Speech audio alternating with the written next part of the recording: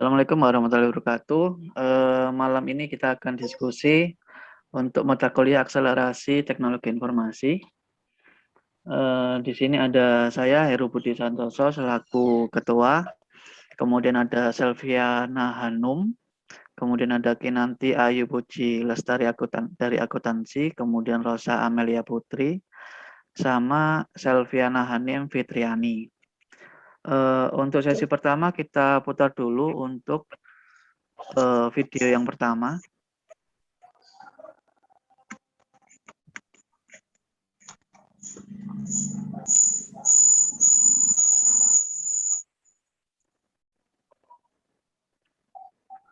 Sudah muncul?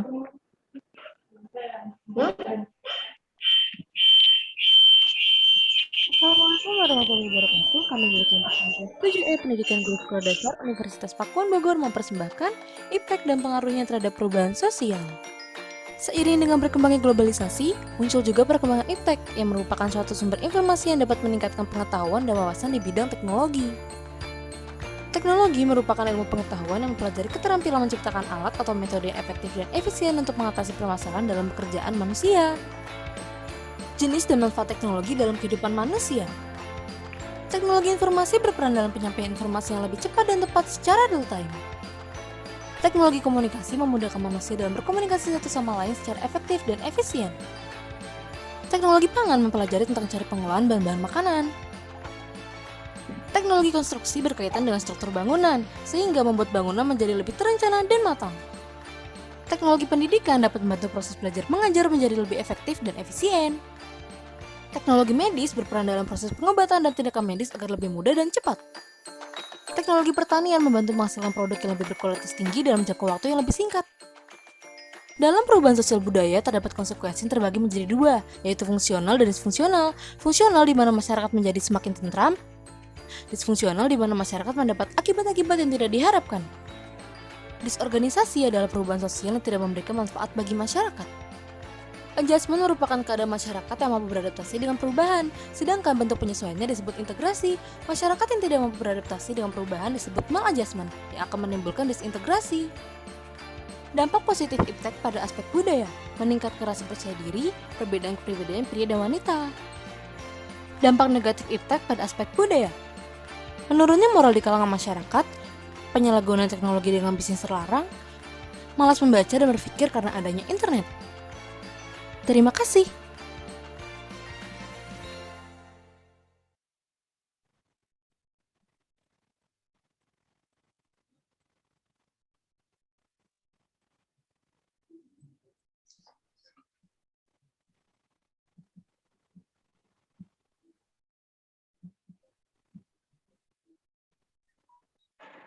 Oke, ada yang mau berpendapat untuk video yang pertama? Dari aku dulu ya. Boleh. Menurut saya tentang video pertama tadi, itu sejalan dengan berkembangnya globalisasi, maka muncul juga perkembangan IPTEK yang merupakan sumber informasi untuk meningkatkan pengetahuan dan wawasan bidang teknologi. Jenis dan manfaat teknologi dalam kehidupan manusia itu, yang pertama ada teknologi informasi yang bergerak secara cepat dan tepat dalam berkembangnya teknologi. Yang kedua ada teknologi komunikasi, yaitu memudahkan kita dalam berkomunikasi secara efektif dan efisien. Yang ketiga ada teknologi pangan, yaitu dengan cara pengolahan bahan-bahan makanan. Seperti itu. Mungkin ada yang lain, guys? Oke. Dari Mbak Rosa, teknologi informasi seiring dengan globalisasi semakin mengarah ke perkembangan teknologi semakin maju. Iya.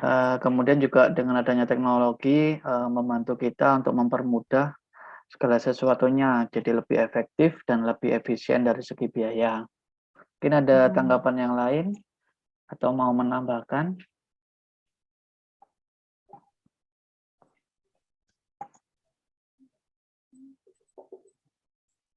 Dari Mbak Tari? Mau menambahkan? Mbak Anum, oke. Itu teknologi konstruksi mempermudah perancangan bangunan bangunan tersebut lebih terancang dan matang. Oke.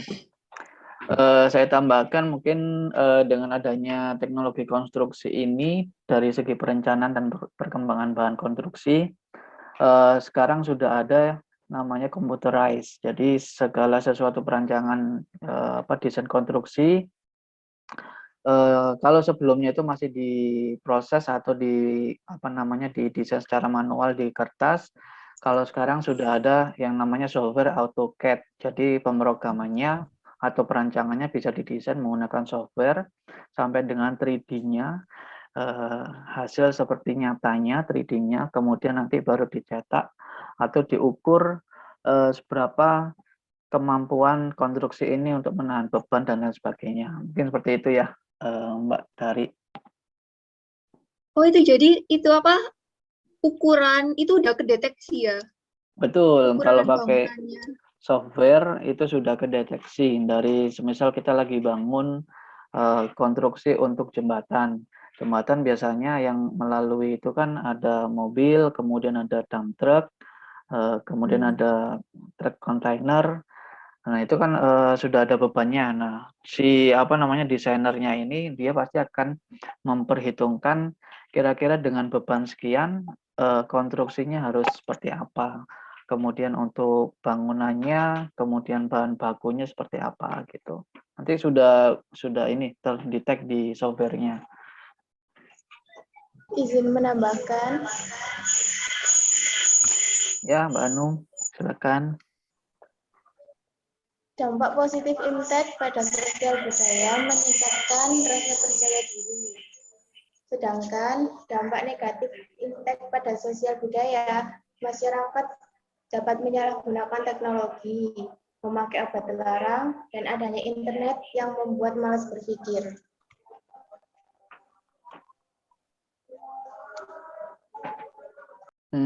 Iya. Jadi dengan adanya ilmu pengetahuan, dampak positifnya kita jadi semakin percaya diri mungkin dengan adanya informasi atau pengetahuan umum yang bisa kita dapat dengan mudah di internet, bisa menambahkan kepercayaan diri kita mungkin dalam hal positif, dalam hal pendidikan mungkin ya. Kemudian kalau dari sisi yang lainnya, dampak negatifnya yaitu menurunnya moral, kemudian bisnis terlarang. Kalau menurunnya moral ini ada banyak ya faktornya. Mungkin dengan adanya internet itu sosial antar sejenis atau yang seperti penjualan obat-obatan terlarang atau minuman keras itu semakin mudah. Dengan adanya internet semua bisa online se-Indonesia atau bahkan bisa sampai mancanegara. Nah, selain itu juga dengan adanya internet ini dampak negatifnya juga kita sebagai pengguna atau anak-anak, adik-adik kita jadi gampang nih mau mencari informasi apapun di internet yang dampaknya jadi malas berpikir. Mau cari apa, nggak perlu mikir, langsung di typing, di googling, udah ketemu nih, oh ini gitu kan. Mungkin ada yang lain dari Mbak Hanim? Ya, mau menambahkan sedikit, yaitu dampak negatif sosial budaya. Melemahnya rasa gotong royong dan saling tolong-menolong yang sekarang itu menjadi ciri khas Indonesia. Terima kasih. Yang ini mungkin ada yang bisa bantu memberikan contoh. Mungkin ini lebih tepatnya ke ini ya, ilmu iptek terhadap perubahan sosial budaya ya. Ada yang bisa kasih contoh mungkin?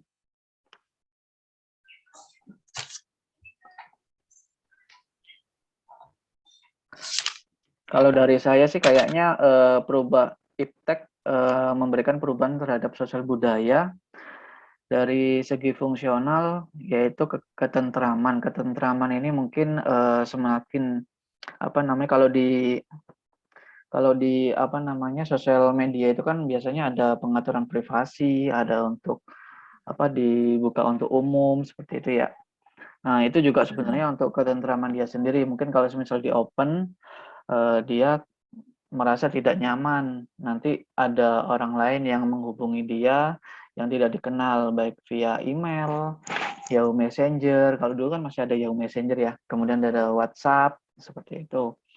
Kalau dari disfungsional, yaitu mendapatkan akibat yang tidak diharapkan. Ini biasanya lebih ke arah mungkin mereka yang biasanya suka komentar negatif nih, yang suka julid online, atau mungkin dia mencari pembenaran yang dia pikir dengan berpendapat seperti itu nantinya akan mendapat dukungan dari warganet, ternyata malah mendapat bullying dari warganet. Itu juga sanksi sosialnya sangat luar biasa.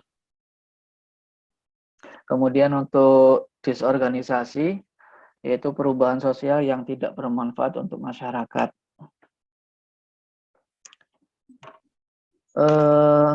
Ilmu pengetahuan teknologi. Tadi yang udah dibahas komunikasi ya, pangan sudah, konstruksi sudah. Kalau dari segi pendidikan, mungkin ada yang mau menambahkan, pendidikan kan lebih efektif dan lebih efisien dengan adanya teknologi. Perbedaan pendidikan zaman sekarang dengan yang zaman sekarang nih, kira-kira apa ya? Iya, permisi izin menambahkan, teknologi pendidikan itu dengan adanya teknologi ini ya dapat berjalan dengan efektif. Apalagi dengan kondisi sekarang yang harus memungkinkan kita untuk menggunakan teknologi sebagai proses belajar mengajar seperti ini Zoom, Google Meet ini kan maksudnya teknologi. Dengan adanya itu kan kita jadi walaupun ada pandemi gini masih bisa untuk proses belajar mengajar seperti itu. Kemudian mau ada yang nambahkan untuk yang terhadap medis nih, dunia medis?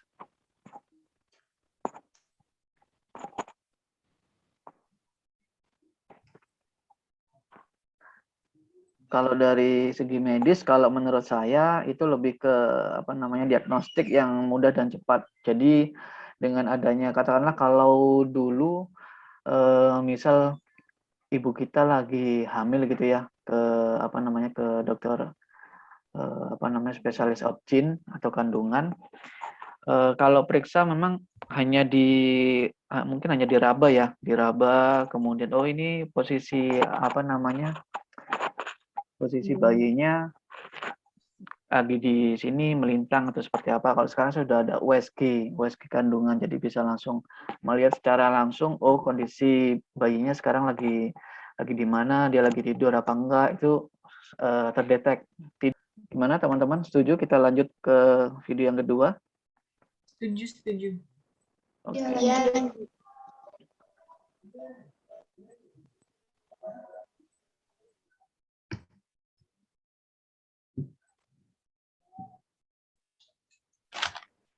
Oh ya, izin nanti kalau semisal waktu share screen soundnya nggak keluar, tolong di info ya. Oke.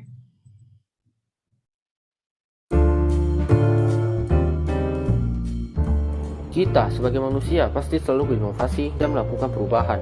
Hal itu juga berdampak pada perubahan sosial dan budaya. Tapi, bagaimanakah contoh perubahan sosial itu?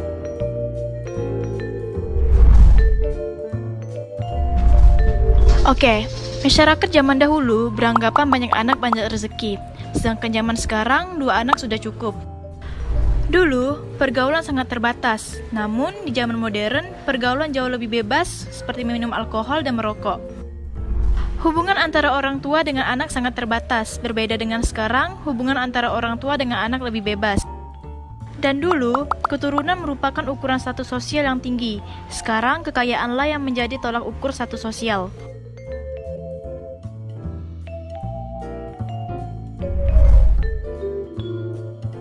Terus, bagaimana dengan perubahan budaya?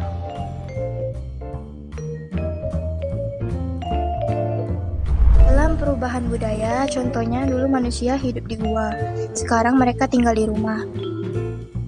Dulu tanah dikelola dengan cangkul, kini menggunakan traktor.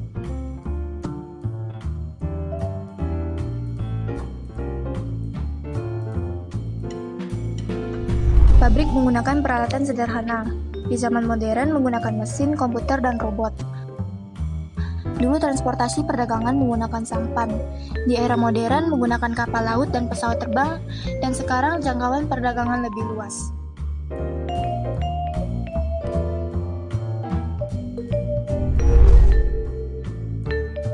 Ada bentuk-bentuk kontak budaya yaitu 1. Antar bagian-bagian atau seluruh masyarakat. 2. Antar golongan yang bersahabat dan bermusuhan.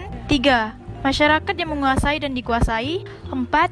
Masyarakat sama besar dan berbeda besarnya.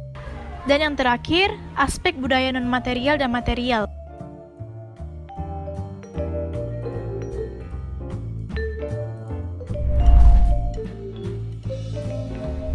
Perubahan dianggap menguntungkan dan bermanfaat jika 1. Masyarakat merasa membutuhkan. 2. Perubahan itu dapat dipahami dan dikuasai. 3. Menguntungkan masyarakat. 4. Meningkatkan taraf hidup. 5. Tidak bertentangan dengan nilai masyarakat. 6. Tidak merusak prestise.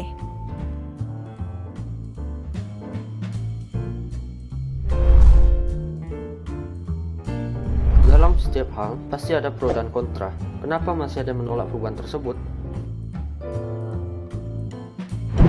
Perubahan itu dianggap merugikan karena yang pertama menggunakan hal yang baru akan mendapatkan hukuman dari masyarakat. Yang kedua, menghambat perkembangan ilmu pengetahuan dan teknologi. Ketiga, bertentangan dengan nilai masyarakat. Dan yang keempat, penemuan material dan non-material sulit diintegrasikan dalam pola kebudayaan. Hal itu dapat dibagi menjadi dua kelompok, yaitu yang pertama, kelompok yang mempertahankan keharmonisan, dan yang kedua, kelompok yang menginginkan kemajuan. Orang yang menghendaki perubahan berkecenderungan untuk berubah. Orang yang menolak perubahan berkecenderungan untuk bertahan.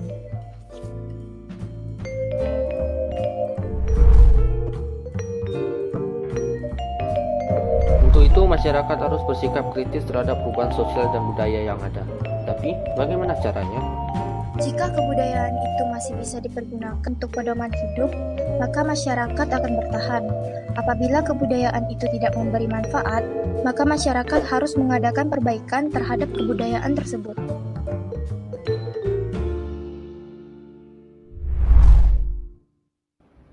Orang yang bersikap kritis juga memiliki ciri-ciri, yaitu Pertama, peduli. Kedua, mampu memberikan saran positif.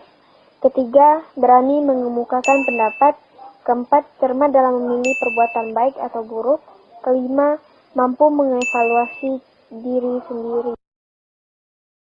Jadi sekarang kita tahu contoh-contoh dan sikap terhadap perubahan sosial dan budaya. Seperti biasa, terima kasih.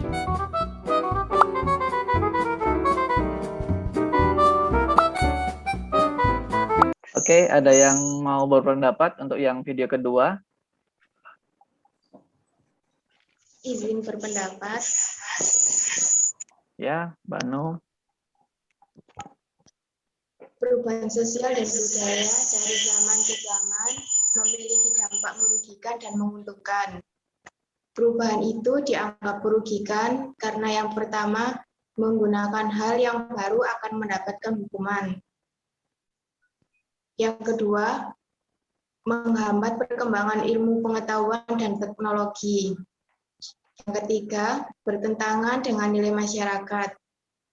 Dan yang keempat, penemuan material dan non-material perlu diintegrasikan dalam perubahan dianggap menguntungkan dan bermanfaat jika suatu masyarakat merasa membutuhkan dan dibutuhkan. Dua perubahan itu dapat dipahami dan dikuasai. Tiga, dapat menguntungkan masyarakat. Dan yang terakhir, meningkatkan taraf hidup. Ya, mungkin kayak ini ya, kayak Gojek, Grab gitu ya. Jadi kayak khususnya untuk driver itu taraf kehidupannya bisa ya lumayan lah daripada sebelumnya pendapatannya. ada yang dijagain gitu kan dari apa namanya narik seharian. Kemudian kalau dari sisi penggunanya mungkin lebih ke kepraktisan.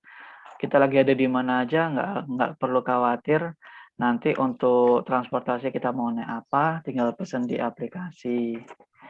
Ada teman-teman yang mau menambahkan atau mau? Izin menambahkan. Ya, izin menambahkan. Tadi kan perubahan sosial budaya itu kan ada contoh perubahan sosial dan perubahan budaya. Contoh perubahan budaya itu dulu manusia tuh hidup di dalam goa, sekarang bisa hidup di dalam rumah dengan aman.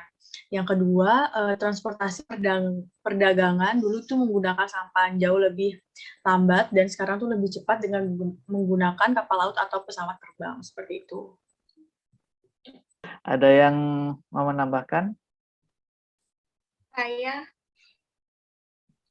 jadi ada juga dampak negatifnya, seperti terjadinya akulturasi budaya yang selanjutnya berkembang menjadi budaya massa, kayak pergaulan bebas gitu. Kemudian apa lagi ya? Tadi, oh iya, kalau yang zaman dahulu mungkin kalau dari apa namanya, mereka anggapannya itu kalau banyak anak banyak rezeki. Kalau sekarang tidak ada yang namanya mitos ya, itu kan bisa dibilang mitos. Kalau orang zaman modern mereka lebih berpikirnya itu secara apa namanya realistis.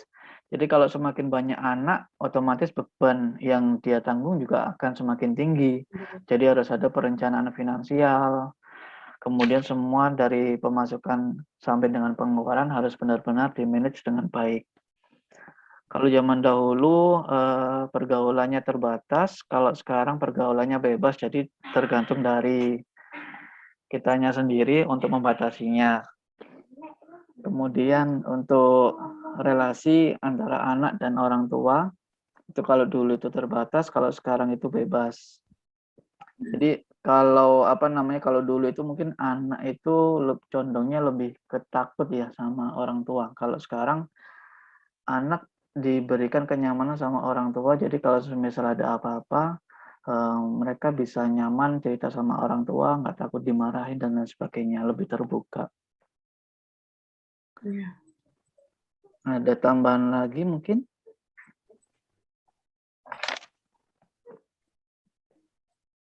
Kalau di era perubahan sosial budaya zaman sekarang, masyarakat itu harus bisa berpikir kritis, peduli, mampu memberi saran yang positif, bisa mengevaluasi diri sendiri, dan harus bisa memperbaiki perbuatan baik ataupun buruknya. Terima kasih.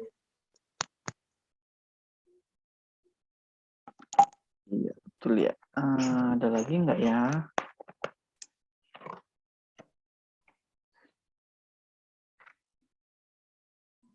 Kayaknya tinggal yang apa namanya menit-menit terakhir ya, yang masalah apa namanya ciri-ciri orang kritis ya.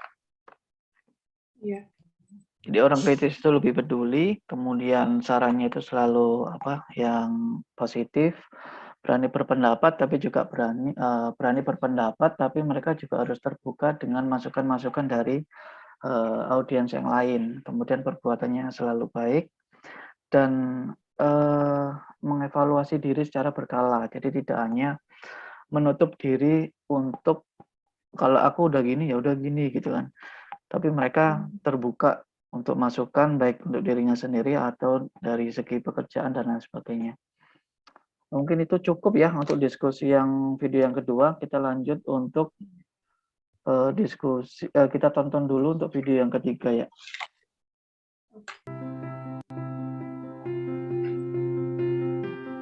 Nah, pada kesempatan yang selanjutnya saya akan berikan kesempatan kepada ini antara Pak Dr. Laksanto dengan Prof. Yudan terlebih dahulu. Ini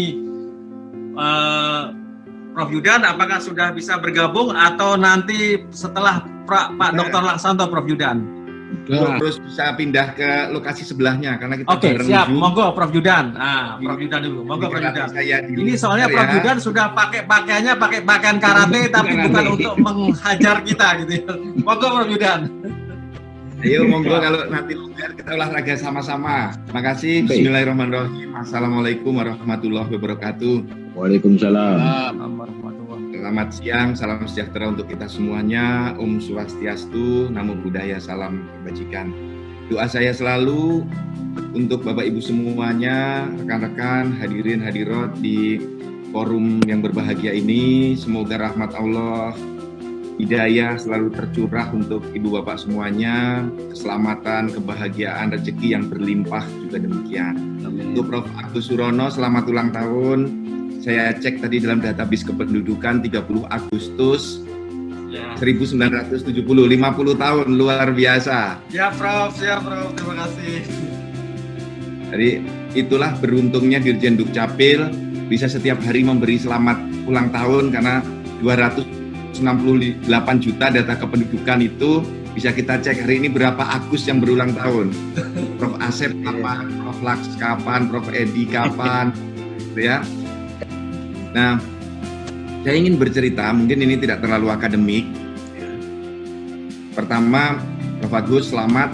Channel YouTube-nya sudah di-launching pas di umur 50 tahun. Mudah-mudahan berkembang dan nanti followernya bisa banyak. Ini akan bagus.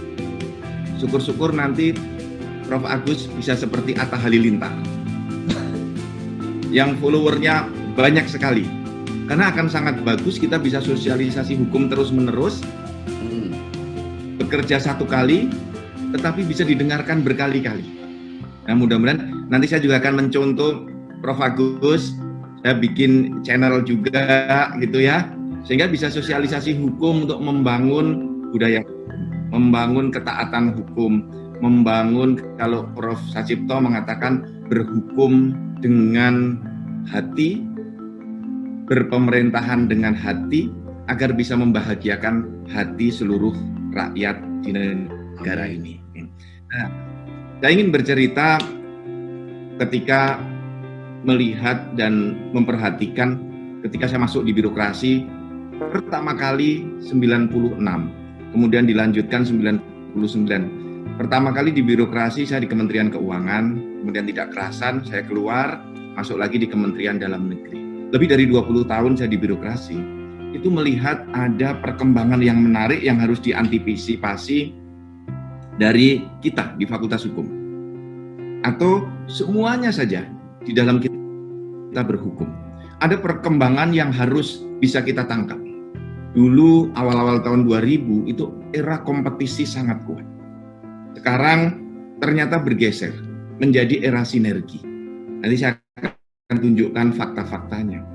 Dulu eranya adalah era betul-betul mengandalkan kecerdasan, mengandalkan daya mengingat yang sangat kuat, pinter-pinteran mudahnya.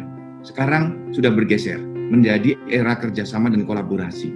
Kalau pinter-pinteran kita kalah dengan Google. Kalau hafal-hafalan kalah semua dengan Wikipedia. Dengan Google kalah semua kita. Tetapi individu dituntut semakin kolaboratif. Dari era owning, era memiliki, menuju era sharing. Maka dari era kompetisi, era pinter-pinteran, era owning bergeser menuju era sinergi, era kolaborasi, era sharing. Maka kita melihat banyak sekali lahir institusi baru seperti Gojek, Grab, toko online yang mereka tidak pernah, Gojek dan Grab misalnya, tidak pernah memiliki armada kendaraan, tetapi bisa menjadi kekuatan transportasi yang paling dahsyat tanpa pernah memiliki kendaraan. Bahkan dulu, armada taksi terbesar di Indonesia hampir gulung tikar. Karena masuknya di dalamnya penjual yang jumlahnya sangat besar. Maka secara akademik terjadi pergeseran ketika dulu kita belajar yang namanya pasar adalah tempat bertemunya pembeli dan penjual. Selalu menuju wilayah tertentu, lokasi tertentu. Sekarang kita bertanya, bertemunya pembeli dan penjual di Tokopedia, di Bukalapak, di Blibli, di Shopee, di Amazon.com itu ada di mana? Mereka melahirkan yang namanya marketplace dengan kekuatan aplikasi, mempertemukan penjual dan pembeli. Inilah pola sinergi. Inilah pola sharing data itu. Inilah pola berbagi, tidak semuanya dimiliki sendiri. Bayangkan kalau Grab, Gojek harus memiliki armada taksi, mobil sendiri, mahal sekali biayanya. Maka mereka tidak berbeda dengan armada taksi konvensional yang memiliki tempat parkir sendiri, bengkel sendiri, penjaga keamanan sendiri. Seperti Grab, Gojek tidak memiliki mobil, tidak punya parkir, tidak membayar biaya perawatan, tidak membayar perpanjangan mobil, tidak melakukan itu semua. Maka operasional cost-nya menjadi sangat murah. Inilah era yang harus kita antisipasi di dalam berhukum sebagai era sinergis, era sinergi, era kolaborasi, era sharing. Nah, rekan-rekan semua, Ibu dan Bapak, tadi Prof. Edi dengan sangat kritis sudah mengkaji dalam hukum lingkungan. Saya ingin memberikan warna di dalam perkembangan yang terus dilakukan oleh negara. Bagaimana membangun era kolaborasi ini? Saat ini, Bapak dan Ibu, Indonesia sudah memiliki big data dalam bidang kependudukan. 268 juta penduduk Indonesia, by name by address lengkap ada di sana. Nama, alamat, tempat lahir, tanggal lahir, pendidikan, golongan darah, nama bapak, nama ibu, dan seterusnya. 268 juta. Nah, ini merupakan modal dasar yang sangat kuat bagi kita. Karena Indonesia sebagai negara dengan populasi terbesar keempat di dunia, dengan cakupan wilayah yang sangat luas, 17.504 pulau, kemudian terbagi dalam 3 wilayah waktu, tentu saja membutuhkan koordinasi dan manajemen yang baik dalam tata kelola pemerintahan di dalamnya. 514 kabupaten kota, lebih dari 7.000 kecamatan, dan 84.000 kelurahan dan desa. Negara yang sangat besar. Kita punya modal kuat, big data kependudukan. Saya ingat 6 tahun yang lalu, tahun pertama saya bekerja menjadi Direktur Jenderal, itu hanya ada 70 lembaga yang bekerja sama dengan Dukcapil untuk sharing data. Verifikasi data untuk perencanaan pembangunan, untuk pelayanan publik, membuat SIM, membuat paspor, membuat sertifikat tanah, asuransi, rekening bank, hanya ada 70 di tahun 2015. Di tahun ke-6 saya menjadi Dirjen, sekarang sudah hampir 3.000 lembaga yang bekerja sama untuk menggunakan data ini. 450-an itu dari perguruan tinggi, dari kampus, negeri dan swasta. 1000-an dari perbankan. Kemudian ratusan dari pasar modal, 50-an dari asuransi. Dari penegak hukum banyak, dari Pemda juga banyak. Nah, apa yang ingin saya sampaikan Ibu dan Bapak, Indonesia menuju era single identity number. Maksudnya adalah satu penduduk hanya boleh memiliki satu identitas. Dan sekarang sudah hampir bisa dipastikan kalau sudah memiliki KTP elektronik, orang tidak bisa lagi memiliki KTP lagi di tempat lain. Membuat bisa, tetapi tidak akan jadi. Karena chip dan sidik jari, dalam chip itu ada sidik jari dan iris mata serta foto wajah. Dan Indonesia sekarang sudah bisa mulai menggunakan face recognition. Jadi foto wajah, bagi yang sudah pernah membuat KTP elektronik, kalau wajahnya difoto, datanya sudah bisa diketahui oleh lembaga yang sudah bekerja sama dengan Dukcapil, TNI, Polri, Kejaksaan, itu sudah kerjasama dan mudah sekali untuk melakukan penegakan. Nah, oleh karena itu, Bapak dan Ibu, Indonesia dengan single identity number ini akan mewujudkan negara yang terintegrasi seperti model Amerika dengan social security number atau main namba di Jepang. Jadi misalnya di tempat Prof. Asep di Al-Azhar, tempat Prof. Agus, Prof. Edi di Untak, Prof. Laks di Sahid, kalau ada mahasiswa kemudian sakit, mempunyai asuransi di Prudensial misalnya, yang masuk rumah sakit, tinggal dilingkan antara rumah sakit, data Dukcapil dengan asuransi Prudensial. Orangnya tidak perlu membayar lagi kalau nilai asuransinya cukup. Kalau nilai asuransinya kurang, tinggal menambah. Misalnya pendaftaran mahasiswa baru, tidak perlu lagi mengisi formulir, cukup ketik NIK-nya. Nanti sudah terintegrasi. Untuk membayarnya, langsung terintegrasi. Kalau dia sudah punya rekening bank mana, langsung dipotong dari rekening bank itu. Nah, inilah yang terus kita bangun. Saat ini sudah digunakan untuk pembagian bantuan sosial, untuk pembuatan SIM, paspor, asuransi, dan seterusnya, walaupun belum sempurna. Jadi Bapak dan Ibu, Indonesia dengan big data itu maka bisa digunakan untuk penegakan hukum, pencegahan kriminal, ya, untuk membagi anggaran dan alokasi dana desa, dan seterusnya. Jadi rekan-rekan semua, era inilah yang terus bisa kita kolaborasikan. Jadi Bapak dan Ibu, di dalam berhukum tentu saja akan ada pergeseran-pergeseran yang besar karena pengaruh teknologi. Kalau Profesor Sacipto selalu mengatakan ada faktor-faktor non-hukum yang mempengaruhi bekerjanya hukum. Ada variabel sosial yang mempengaruhi bekerjanya hukum. Jadi penegakan hukum Indonesia sekarang sudah sangat mudah. Mencari pelaku terorisme, mengungkap korban kejahatan, ada yang meninggal dunia di mana, tidak perlu di DNA lagi, tinggal sidik jarinya saja dibaca dengan alat yang untuk seperti membuat KTP itu, datanya sudah akan keluar. Terjadi percepatan di dalam proses penegakan hukum. Dari Polri sudah menggunakan, dari Densus, Bareskrim, BNPT. Nah, mari kita semua bisa berkolaborasi dengan perkembangan ini. Inilah yang kemudian berpengaruh di dalam kita berhukum.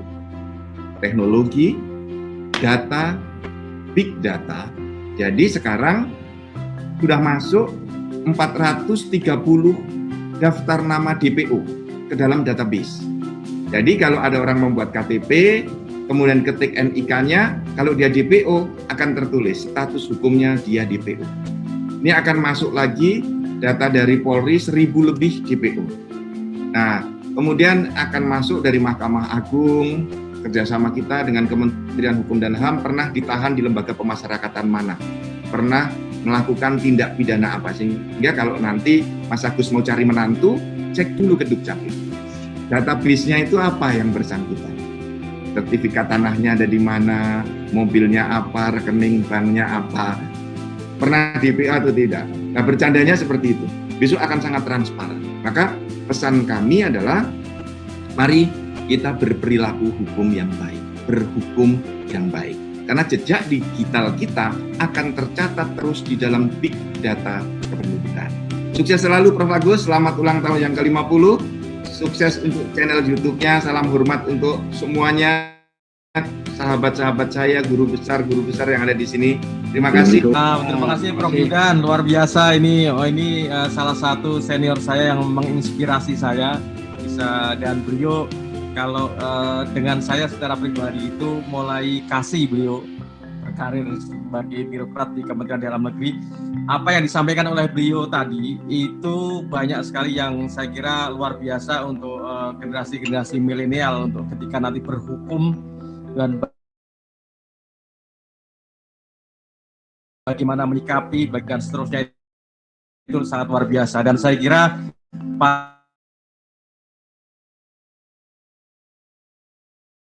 untuk menjadi panutan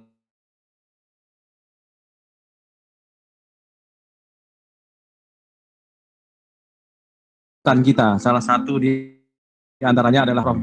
Dan saya kira apa yang statement-statement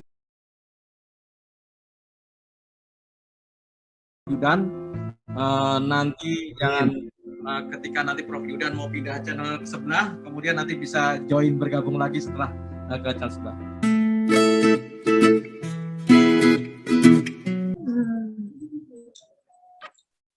Oke.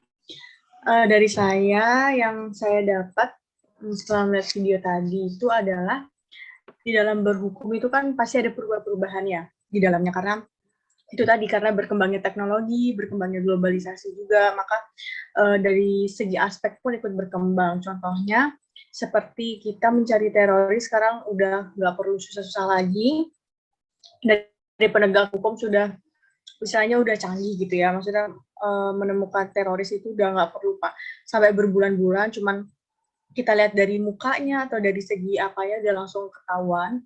Terus yang kedua itu tidak kriminal misalnya di jalan raya gitu. Misalnya ada penjabretan di jalan raya gitu-gitu karena adanya teknologi yaitu CCTV, kamera pemantau itu, jadi penegak hukum itu jauh lebih gampang untuk menangkap gitu. Nggak usah perlu dengan adanya apa ya, dari plat nomornya mungkin, dari segi mukanya yang dia bisa nggak pakai masker ataupun itu jauh lebih gampang gitu karena adanya teknologi gitu menurut saya. Terima kasih. Mau menambahkan aja dari Mbak Rosa tadi, jadi sebenarnya dengan adanya teknologi di bidang hukum yang tadinya kan banyak membantu penegakan hukum melalui sidik jari, kemudian recognition face, kemudian dan lain sebagainya, itu otomatis rekam jejak kita baik atau buruk nanti akan terekam semua ya di ektp. Tadi yang dijelaskan di video juga dengan adanya itu, maka nanti mungkin dari perusahaan atau dari leasing, kalau misalnya ada peminjaman dana atau apa, kalau diberikan akses untuk melihat daftar riwayat hidup dari KTP orang tersebut atau yang mau nasabahnya, bisa kelihatan tuh dia pernah terjerat hukum apa, pernah terpenjara atau pernah status DPO-nya kayak gimana kayak gitu. Jadi kayaknya kalau kedepannya sih dampak teknologi informatika dalam hukum ya ini ya lebih berhati-hati, karena kalau semisal kita ada record jelek nantinya bisa berdampak ke depannya, mungkin susah cari kerja atau lain sebagainya. Ada yang mau menambahkan? Dulu eranya mengandalkan kecerdasan dan daya tingkat. Sekarang bergeser menjadi era kerjasama dan kolaborasi. Di era kompetisi, bergeser ke era kolaborasi dan era sharing. Dari situlah lahir institusi seperti Gojek, Grab, dan toko online. Sudah, barangkali ada yang ingin menambahkan? Kurang 10 menit guys, ada yang mau menambahkan? Kalau dari manfaatnya mungkin ya, jadi dengan adanya ini pembagian bantuan sosial jadi lebih merata dan transparansi. Contohnya kalau misalnya lagi di Jawa Timur, di Kota Surabaya, penduduknya itu NIK-nya berapa aja itu bisa langsung terdeteksi. Oh ini kelurahan ini ada berapa warga gitu, langsung jadi datanya nggak manual yang terkumpul, jadi secara sistem sudah bisa ketarik, sudah terintegrasi dengan sistem pemerintahan. Kemudian dengan adanya ini juga harusnya dari sisi pendaftaran kayak kita lagi ada di rumah sakit A, harus daftar, ngisi blanko-blanko, nanti di rumah sakit yang lain ngisi lagi. Kalau dengan ini nantinya tidak perlu lagi ngisi blanko dari masing-masing rumah sakit atau lagi ngajukan ke bank atau lain sebagainya. Atau pendaftaran mahasiswa baru gitu, mungkin biasanya kan ngisi alamat, nama, jenis kelamin dan lain sebagainya. Itu nanti langsung ngelink dari data KTP elektroniknya. Mungkin terakhir ya, karena 10 menit. Kira-kira untuk sentuhan teknologi informasi dalam penyelesaian kasus hukum apa ya? Kayaknya tadi udah disampaikan ya sama Mbak Rosa tadi ya. Udah termasuk itu kayaknya ya. Oh ya, boleh izin menambahkan manfaatnya tadi? Boleh. Untuk manfaat dampak positifnya yaitu kita bisa mendapat informasi yang dibutuhkan dengan lebih cepat dan lebih mudah dalam mengaksesnya. Yang kedua yaitu tumbuhnya inovasi dalam berbagai bidang yang berorientasi pada teknologi digital yang memudahkan proses dalam pekerjaan kita. Gitu. Terima kasih. Guys, ini langsung ke 4 soal itu, atau masih yang tadi?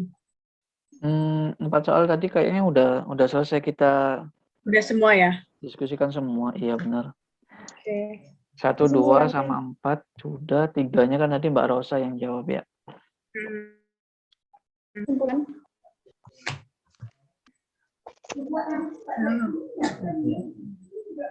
Jadi kesimpulan yang ada di dalam beberapa video tadi yaitu perkembangan teknologi yang semakin pesat saat ini membawa banyak perubahan dalam hidup manusia. Tidak terkecuali dalam hal interaksi antar manusia. Kemajuan teknologi membuat komunikasi menjadi semakin mudah. Saat ini jika tidak dapat bertemu secara langsung, kita tetap dapat menjalin komunikasi. Adanya fasilitas-fasilitas untuk berkomunikasi seperti media sosial dan instant messenger yang bisa digunakan untuk chatting membuat smartphone banyak diminati oleh kaum muda. Khususnya remaja, apalagi saat ini sudah banyak aplikasi untuk berkomunikasi yang bisa diunduh secara gratis. Dengan fasilitas yang lebih lengkap seperti mengirim foto dan pesan suara melalui media sosial, masyarakat dapat mengekspresikan perasaan maupun menambah banyak teman. Komunikasi yang intens penting untuk dijalin demi menjaga silaturahmi dan hubungan yang baik. Oke, terima kasih teman-teman. Kita akhiri ya diskusi malam ini. Terima kasih. Assalamualaikum warahmatullahi wabarakatuh. Selamat beristirahat. Waalaikumsalam warahmatullahi wabarakatuh.